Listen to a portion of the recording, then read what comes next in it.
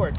So every time the horse's elbow gets ready to leave, I kick it, versus wait till it's gone, and then I kick it. See, if I kick it after it's gone, it wants to lengthen. If I kick it just as it's coming up, in an up, down and up way, it lifts him. What else do I want? Outside hind. The whole thing is, if you can get more of the body of the horse to the center, then it's easier for him to balance it out. If one ass piece is way out here, even if your body's bending correctly right, well, he can't center all of this back, because the biggest, most important last leg to push off the ground is outside hind. When I get jumping, I want you guys to really watch that. And that is influenced by how much can it push. It's by how quick does the friggin' inside shoulder get out of the way. So I want to put in the thought of my canter. So I know in these lines how I basically were working between 9s and 11-foot strides here. I know in that I have to be able to have range. I got to be able to go from one to the other and back again. And I also have to be able to jump 3-6. I have to be ready to jump 4 foot. But since I need range, I better be ready to jump 5 foot. So I'm going to load my horse up to say 3-6 should be damn easy if I warm him up for a 5-foot thought. So what do I want? I want his eye level. Hands up.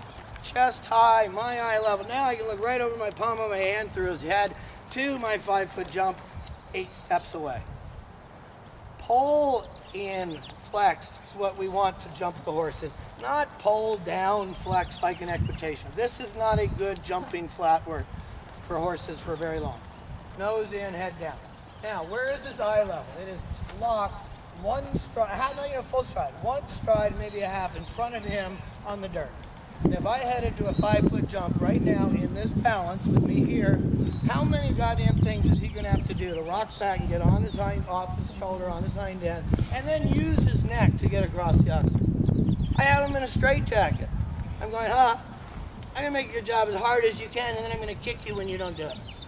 So I wanted the horse to feel when he goes to do that last stride, well, his chin has to come up as his shoulders hit the ground. He can't be locked down. He's got to start with his chin back. So I got you girls to look up. When you guys start to jump like this, you never rock back yourselves. We have to stretch this. We have to be able to stretch this way to be able to shoot the back of it that way. And that's the thing. So I want to create that in my motion. Even as I pick up the canter, I want inside shoulder on the up, outside hind, punch in. And I'm going to time the seat, the lift of the right leg, the push with the left leg, and the right seat bone, all as, see now look, he's ready to canter. He's ready to canter. Every step, right shoulder, left hind, right shoulder, left hind, right shoulder, left hind. Now he's like, okay, I'm ready, go. Right here, 5-foot canter on the first stride. Now I'll let him stretch it out. I'm going to make him hold that till he warms up. And I don't chase them, but if they want to go, I let him go. But I don't get up here. I get back here. I let him go in front of me. Not out running me, but out in front of me. So my ass, as if I was posting, has it down in the knee. Now I hit his back of the saddle with a pound. Just before I do, I tuck my little tailbone under and pull my little butt cheeks together. So it's very light. I have a bend in my knee.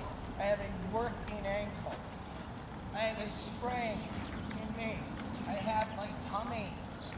For those of you that have seen my belly hang, my tummy is doing this. For the only time when I'm all day is when I'm on a horse. My tummy is like this. I have this round, not this way. I know for you girls, you're built more this way. But this is a totally different position than this. And look at the horse, just in this back, look at his canter. All I'm going to do is not change my hand, my leg, or anything, just my belly button. Look at the canter. It lifted itself. All I had to do was take this off his wither and put it on the back of the saddle, and it lifts itself. Now they go way back here.